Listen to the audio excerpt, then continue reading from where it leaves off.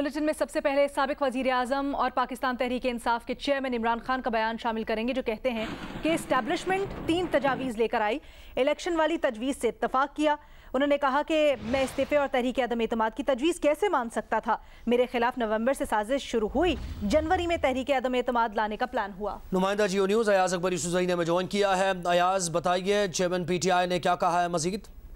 देखिए जी, आज साबिक वज़ीर आज़म और चेयरमैन तहरीक इंसाफ इमरान खान ने लाइक माइंडेड सहाफ़ियों को आज मदऊ किया था और उनके आगे उन्होंने कुछ बातें रखी हैं, जिसमें एक तो उन्होंने ये कहा कि एस्टेब्लिशमेंट जो है वो 3 तजावीज़ एस्टेब्लिशमेंट उनके पास लेके आई थी, जिसमें से इलेक्शन वाली तजवीज़ उन्होंने उससे इत्तेफाक किया।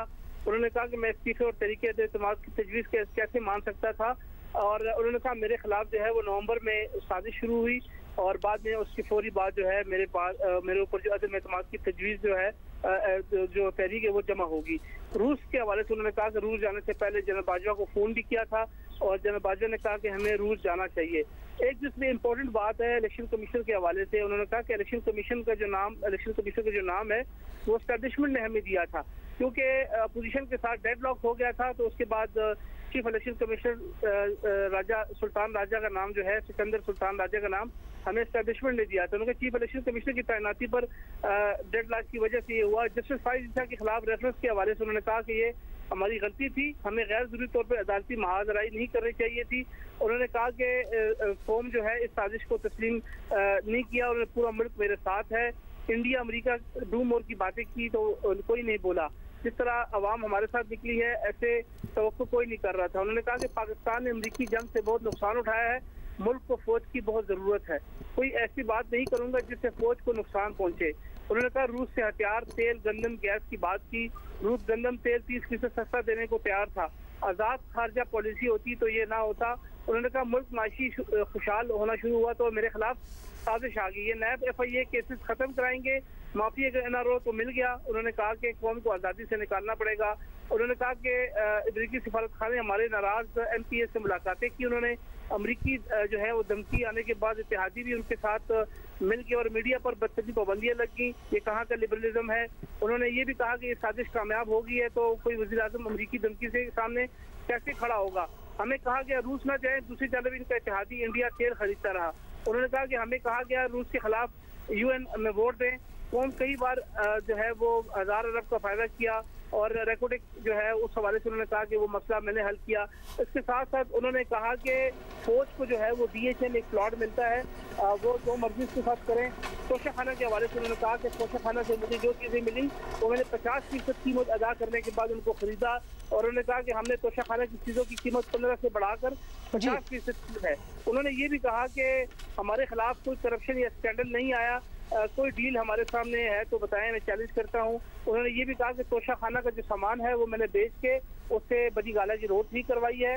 अपने दफ्तर के खर्चे खुद बेयर करता हूं, अपने घर का खर्चा खुद बेयर करता रहा हूं। उन्होंने कहा कि इस्तीफे और तरीके अदम एतमाद की तजवीज़ कैसे मान सकता था। इलेक्शन से जो है वो मेरे तोशा खाना से चीज़ें खरीद के बेचने का भी साबिक वज़ीर आज़म ने इतराफ़ किया है और दीगर चीज़ों से मुतल्लिक भी हमें बता रहे थे। अयाज अकबर यूसुफ़ज़ई, आपका बहुत शुक्रिया।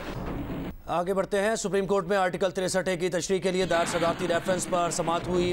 जब 10-15 हज़ार लोग जमा होकर अदालती फैसलों पर तनकीद शुरू कर दें तो हम फैसले क्यों सुनाएं? चीफ जस्टिस ने यह कहा। चीफ जस्टिस उमर अता बंदयाल ने यह भी सवाल किया कि अदालत आपकी सियासी बहस में क्यों शामिल हो। सियासी रहनुमाओं से तवक्को करते हैं कि वो पब्लिक में अदालती फैसलों का दिफा कर सकें। आइन की पासदारी और हिफाजत हमारी जिम्मेदारी है। चीफ जस्टिस उमर अता बंदयाल ने यह भी कहा कि सोशल मीडिया पर जो चल रहा है उसकी परवाह नहीं। चीफ जस्टिस ऑफ पाकिस्तान ने कहा कि आइन के महाफिज हैं, ये 24 घंटे काम करने वाली अदालत है, किसी को सुप्रीम कोर्ट पर उंगली उठाने की जरूरत नहीं। सियासी जमातों से दरख्वास्त कर रहा हूँ कि पार्लिमानी जमहूरियत का दिफा करें। आइन से इनहराफ आइन की खिलाफ वर्जी है। जस्टिस उमर अता बंदयाल ने कहा आइन की खिलाफ वर्जी कोई छोटी बात नहीं, कुछ लोग तो फौरन आर्टिकल 6 पर चले जाते हैं।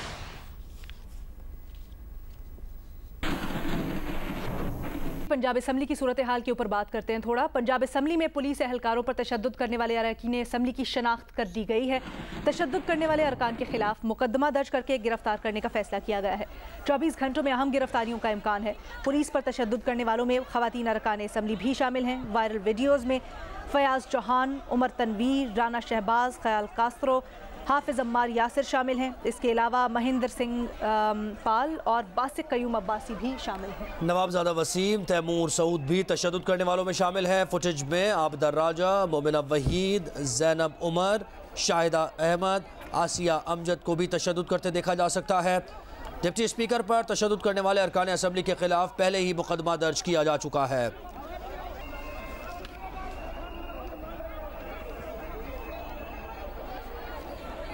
इसके साथ साथ पंजाब असम्बली के ऐवान में लोटे कैसे पहुंचे, जियो न्यूज़ ने पता लगा लिया है। सीसीटीवी वीडियो भी हासिल कर ली है। हुकूमती अरकान ने असम्बली स्टाफ की मदद से लोटे अंदर पहुंचाए। हुकूमती अरकान हाथों में लोटे थामे अंदर जाते दिखाई भी दे रहे हैं।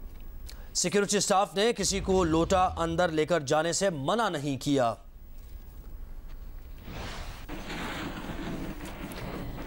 गवर्नर पंजाब उमर चीमा ने उस्मान बुज़दार के इस्तीफे की मंजूरी पर एतराज़ उठा दिया है। उमर सरफराज चीमा ने साबिक गवर्नर चौधरी सरवर के इस्तीफे की मंजूरी पर एतराज़ उठाया है। गवर्नर पंजाब उमर चीमा ने एडवोकेट जनरल पंजाब से कानूनी और आईनी तफसीलात तलब की हैं। गवर्नर पंजाब उमर सरफराज चीमा ने खत में लिखा है कि वज़ीर आला उस्मान बुज़दार का इस्तीफा गवर्नर के नाम नहीं था। गवर्नर के नाम इस्तीफा न होने के बावजूद मंजूर कर लिया गया। ये आइन की खिलाफ वर्जी है। चौधरी सरवर की इस्तीफे की मंजूरी की कानूनी हैसियत से आगाह किया जाए। खबर ये कि सदर ममलिकत ने गवर्नर सिंध इमरान इस्माइल का इस्तीफा मंजूर कर लिया है। स्पीकर असम्बली आगा सिराज दुरानी कायम मकाम गवर्नर सिंध होंगे। क्या है हमारी जो हम किसी से माफी मांगे।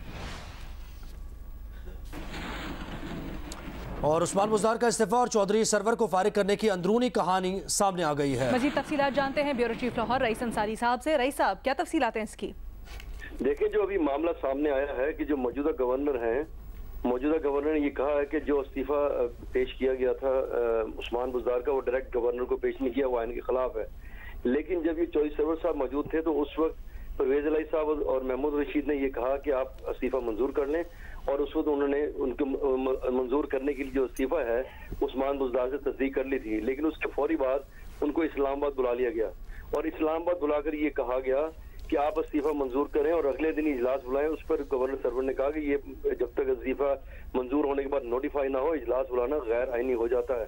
तमाम जब इमरान खान ने रिक्वेस्ट की तो उन्होंने इजलास बुला लिया, लेकिन इजलास बुलाने के बाद अगले रोज उन्हें फोन आया कि जब ये रईस साहब, कानूनी माहिरीन इससे मुताल्लिक क्या कहते हैं? उस्मान बुज़दार का इस्तीफा वापस हो सकता है?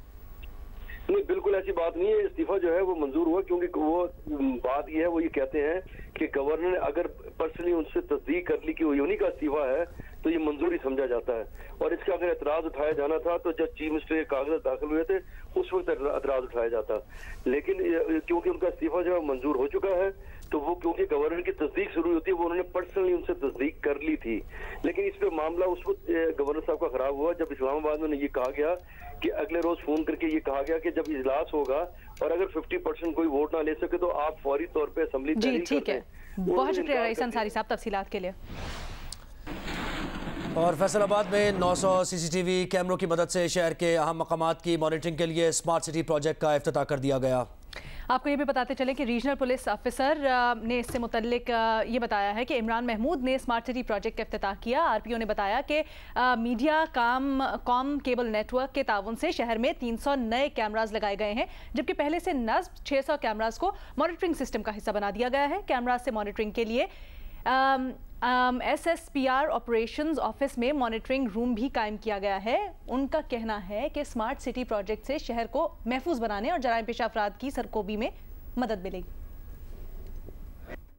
900 कैमरास जो हैं वो पहली स्टेज के ऊपर जो है वो हम उनको नेट के ऊपर लेकर आ रहे हैं। 300 कैमरास जो है वो नए इंस्टॉल किए जा रहे हैं जो कि ऑप्टिक फाइबर के ऊपर चल रहे होंगे। उनकी मदद से हम क्राइम की डिटेक्शन बल्कि प्रिवेंशन जो है उसमें मदद मिल सकेगी। डिस्ट्रिक्ट पुलिस अपना इनिशिएटिव ले रही है, कोशिश कर रही है फैसलाबाद को महफूज बनाने में, तो हमने इनके साथ मिल के इस प्रोजेक्ट को शुरू किया।